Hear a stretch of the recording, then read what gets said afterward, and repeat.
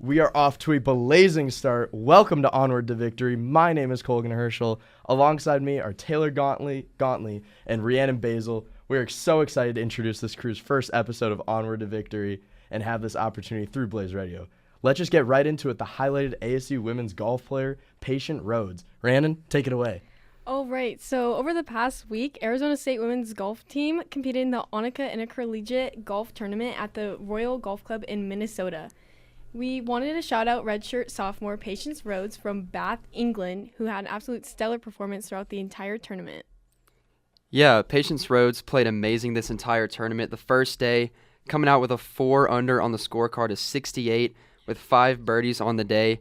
Coach Farkay for the Sun Devils said, Patience was absolutely excellent today. She had an outstanding summer of training, and she built on that today. And after the first day, Arizona State sat at 6 over on the scorecard, tied 10th. You know, Patience Rhodes did amazing. The others struggled a bit the first day, but they turned it around in round 2 and round 3. Patience Rhodes shot a 74 in round 2, so kind of had a rough day, and then shot a 70 in the third round to put her at 4 under and tied 6 in the entire tournament. I want to also shout out Beth Coulter, who struggled the first day at a 75, but then turned it around with a 70 and a 68 in the next 2 rounds, finishing 3 under. And then Paula Scholes-Hansen, all 3 of those girls finished top 15. And Arizona State finished number 4 in the team standings of that tournament. And this tournament was absolutely stacked with 8 ranked teams, including South Carolina, who won the tournament by a total of 27 strokes. So it was a great day for the Arizona State Sun Devils, especially Patience Rhodes, coming in from England, one of the top recruits, ranked top 400 and sits 34th in the European Golf Amateur Rankings. It was a great day overall for the Sun Devils here in some women's golf. Yeah, I saw that it was her first top 10 finish in 32 career rounds. She's had 4 top 20 finishes before this, but seeing this, having this performance in a big tournament like this one, getting ASU to that 4th finish is honestly really impressive. Moving on to our prospect, we are going to shout out an absolute beast coming in from Scottsdale, Arizona, Terea Sigler. She is playing at Horizon High School, who holds the last 2 state championships. Not only that, but she also has 2 open national titles. She has played for the U19 USA volleyball team, and they won gold this past summer. She stands at 6'3", and this year alone, she has played 21 sets and has 132 kills. She's literally like the craziest volleyball player I have ever seen. And she was the number 1 recruit, and instantly, as soon as she could, she recruited to Nebraska. And if you know, Nebraska is a huge volleyball school. They have an insane ASU's fan playing base. in Nebraska right now, right? Yes, they are. It's going to be a very intense game. They are both ranked. Currently, Nebraska is number 5. But yeah, Nebraska, they were in the national championship last year. They did fall short to Texas. But yeah, Sigler's going to be an insane addition to the Nebraska team. She's an incredible player. She's a great team player.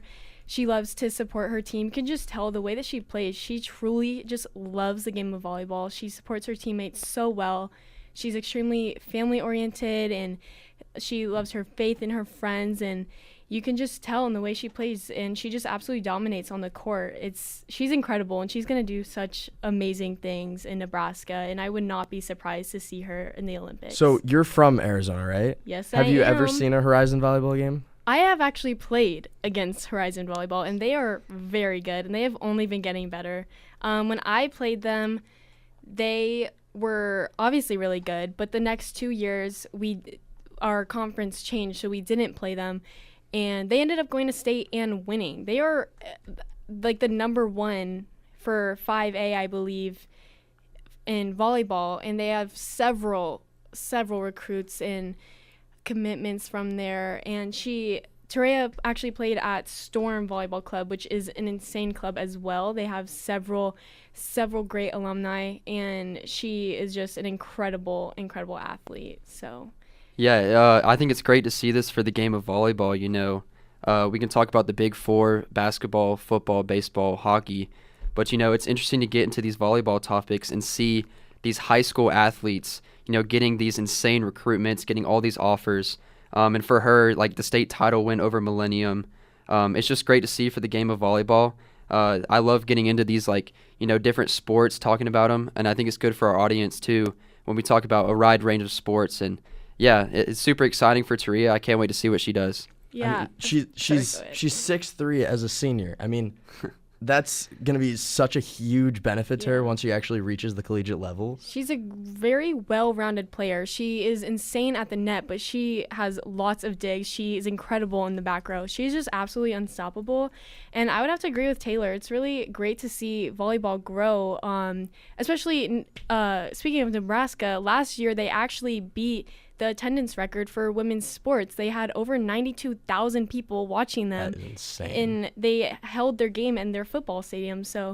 And there is the new Professional Volleyball Federation in the U.S. now, which is really beautiful to see, for volleyball athletes that want to continue their career. They don't have to limit themselves now. There's definitely a bigger range for them, and it's really great to see.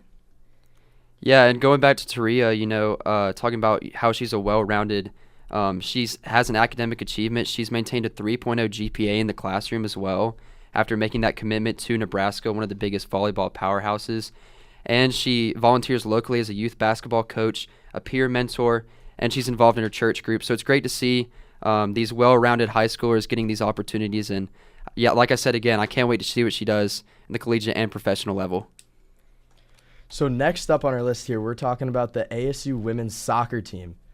They recently played in a bunch of games. Their first game in Big 12, it was against BYU. They unfortunately had a loss, but they were looking really good through the first few games of their season. And to be fair, BYU is a very great soccer team. Last year, they ended number 4, and they're expected to win out the Big 12 this year. So the fact that ASU was able to hold them to only 1 goal, that's really impressive. They will be facing Houston next, and Houston unfortunately fell 5-0 to UCF in their first Big 12 game. So just to say that ASU was able to hold BYU to that is quite impressive. So they've played 8 games so far in their season. They're currently 5-1-2. So that loss against BYU is their first loss of the season. It's the second time in program history that they went undefeated in a non-conference. They had 19 goals, 4 in their first 8 games, and 5 goals against, which is a really good stat line to have through 8 games. They were second in goals throughout the entire Big 12 so far. Taylor, I mean, how can they keep this going? Yeah, this team, if you know me, I'm a big SEC guy. I'm from the South. This Arizona State team beat LSU. And if y'all don't know anything about LSU women's soccer, they're one of the SEC powerhouses every year. They beat them 5-2, so they absolutely demolished them. Arizona State outscoring their opponents 19-5 so far in the season with almost 3 goals a game. Yeah, this team is working very well together. The defense is playing very well. This soccer team is very disciplined by their head coach. I'm excited to see what this team does throughout the rest of the season and in this new conference in the Big 12. The Pac-12 was a little bit weaker at soccer, but with these powerhouses in the Big 12, such as Arizona, Kansas, Baylor, Utah, the list goes on and on. BYU barely losing to them. It's going to be a great year for this Arizona State women's soccer team. Yeah, ASU had already set the record with 5 different players posting a multi-goal game. 5 players were Kira Blundell, Anasia Cullen, Megan Sofield, Cameron Valadares, and Kira Matthews. So those 5 girls completely shine through these games already. And you barely see multi-goal games in college soccer, and the fact that we've had 5 different players do that with those 5 names that you just listed, but also their goalie Pauline Nellis tied in program history with 16 shutouts. She's played every game consistently since 2022. This team is just super talented and has a lot to prove in this new conference. And they have great freshmen, too. It's not just this isn't just going to be their one great year. They've had great years in the past. They've went to the NCAA tournament 3 times in the past 4 years. And their freshman, Kira Blundell, has been named the Big 12's Co-Week Freshman of the Week, which was the first Sun Devil to receive a weekly award this season. She has helped ASU with their wins, scoring like we said earlier, multi-goals in one game. So just the fact that ASU has some great veterans on the team leading their younger players, the future is bright for ASU soccer for sure. 100%. Just diving in a little bit more into the statistics of the actual game, ASU has the 3rd most score average for a game, which I think factors in the amount of goals they score, the amount of goals they give up, the amount of saves, the amount of penalty kicks, all of the stats that factor into the game. Like I said before, 19 goals for. They honestly, they should be one of the top teams for the entire season in the Big 12. And you can just tell by the way they play. They have so much fun playing together, and they support each other so well. And they have an aggression that just doesn't end. They fight throughout the whole game. And like I said earlier, it's just fantastic the way that they held BYU, that great team. You can tell that they just have an intense drive, and they're gonna keep that going as they enter the Big 12. Yeah, and head soccer coach Graham Winkworth, ever since he came here 8 years ago, ASU actually made its second consecutive NCAA tournament last year with a 10-7-4 record, and that was the first time since 2009 and 2010 that this team had made the national postseason tournament in consecutive seasons. So we're seeing this women's soccer team turn around. We're seeing this with a lot of ASU sports, the rebuild, bringing in these new guys, seeing what they can prove, and yeah, this ASU soccer team, I'm super excited. Yeah, and Coach Winkworth is be super excited as well for what his team has proven so far this season. For sure. All right, next up on our topics, we got a little bit of a volleyball action going on right now in Nebraska. Yeah, for sure. So Nebraska, like we were saying earlier, Nebraska is just an insane powerhouse of a school for volleyball. They are arguably the best, and especially last year, they fell short to Texas with an extremely young team. They didn't have a single senior on their team, so the fact that they made it all the way is incredibly impressive. But ASU has turned their seasons around. The past 2 years have been amazing seasons for them. Last year was the first time making it to the NCAA tournament in 8 years, and right now they are currently ranked 14th. They are undefeated. They have swept 4 teams this season, and they have only dropped 3 sets this whole time. And if ASU can take this win from Nebraska, it's gonna be a huge upset. And Nebraska has already lost this year. They took a sweep against SMU. So this would be huge for ASU, especially the momentum, because they are not stopping right now. They are just crushing through these teams, and if they can step over this huge team, Nebraska, it's the rest of the season is gonna be smooth sailing for these Sun Devils for sure. Yeah, and throughout this episode, we're gonna be trying to keep y'all updated about the game. Nebraska in the first set is now up 8-5 after just getting a point. But yeah, this volleyball team, JJ Van Nel, the head coach, was actually named the Pacific South Region Coach of the Year last year and Pac-12 Coach of the Year. So like I said, we're seeing these new guys come in and turning these teams around. It's super exciting to see, and as a freshman, I'm excited for the next 4 years watching all these sports. And for watching back, you can see the veterans that have been on this team, but watching how Van Neel just changed this team completely, Claire Jeter has been their middle blocker. She has been on this team since 2020, and right now she is number 1 in the nation for the highest hitting percentage. And same with veteran Roberta Rebello. She had the best season of her career last year, and she's been here her entire college career, but the way that JJ has absolutely transformed this team is incredible, and it is so exciting to see.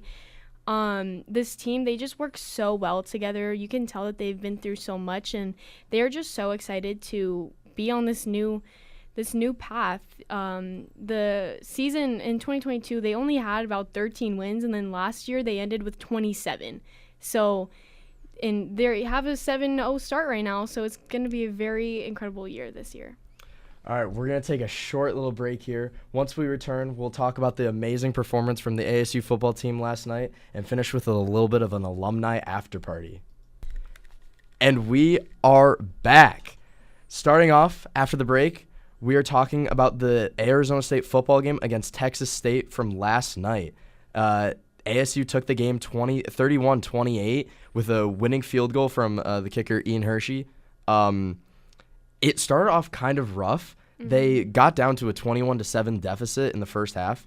But they did come back though. They got tied square 21-21 before halftime. And, I would argue ASU really needed a game like that because the first 2 games were, Mississippi State was a little harder, but, they just they dominated, and I think it was really good for everyone to see, how Levitt kind of adjusted to being down and being under that pressure. And yeah, it was definitely really great to see the way that they just pushed through. Momentum is huge in every sport, and the way they pushed through and they fought back, they knew that they wanted that game. Yeah, and going off of what Rhiannon said, Texas State, with the new 12-team playoff coming into this college football season, there's one group of 5 team. That you have the Power 4, the Big 12, the ACC, SEC, the Big 10, and you have one group of 5 team that automatically is going to make it. And everyone was saying this Texas State team with a bunch of veterans, a bunch of highly recruited people on their team was going to come in and take that 12 seed in the college football playoff. But yeah, Arizona State came into this game favored to lose by 2.5. And, Scatterbo was kind of checked in the first half. When we were down, we kind of had to rely on Sam Levitt and his arm and our receivers, Jordan Tyson, leading that surge with that huge catch that he had, the 52-yarder. But yeah, Sam Levitt coming into this game, not very experienced on the road. Didn't play at Michigan State a lot last year.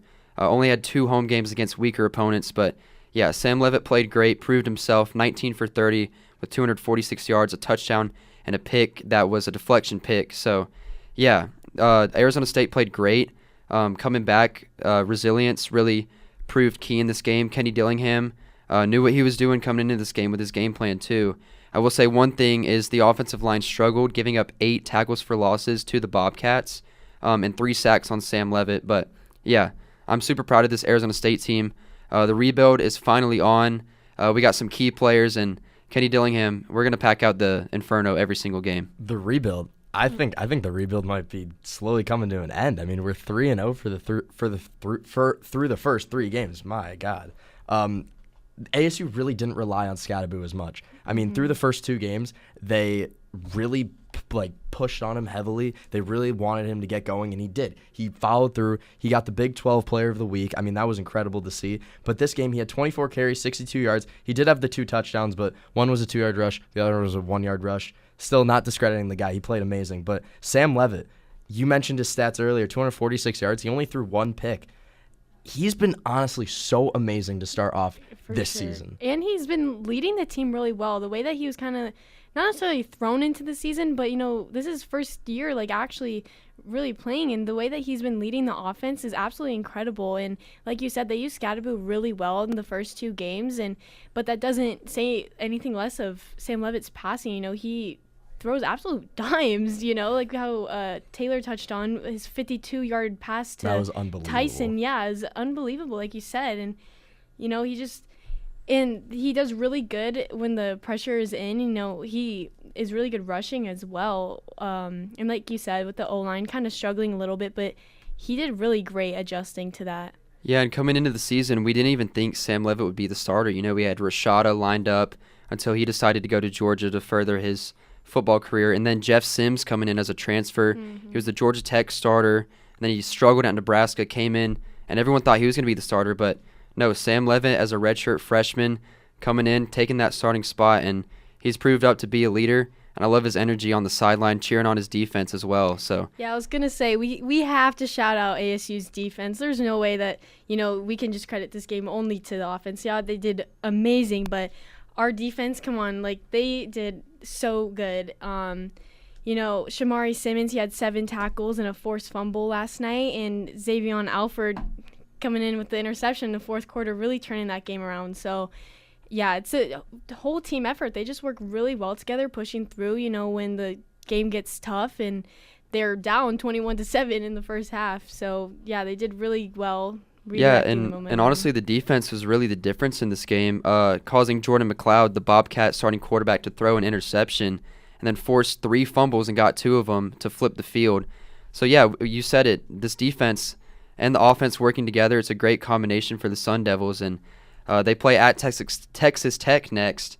That's going to be a tough game, but I'm excited to see what we can do in our first Big 12 game. I think if we could give an MVP to the entire defense, I feel like it would be much deserving. I mean, they had two turnovers on defense on their first game, one resulting in a pick 6, and then they had a forced fumble, which was picked up by a big man, returned to the house for a touchdown in game 2.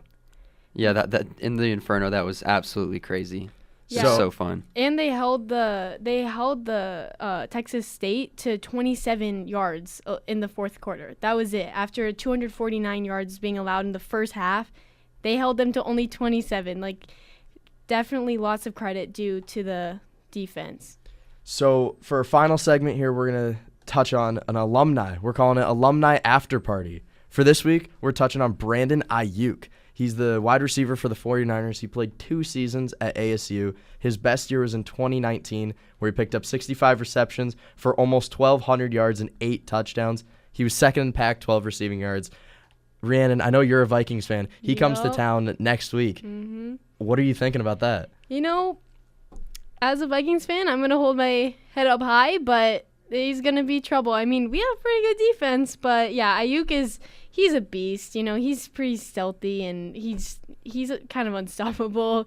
He gets out of a lot of tackles, so, you know, Skol Vikings forever, but we'll see. Yeah, and coming into the season, we didn't even think he was going to play because, you know, you had all the contract stuff. Him, Jefferson, and Chase were the big 3.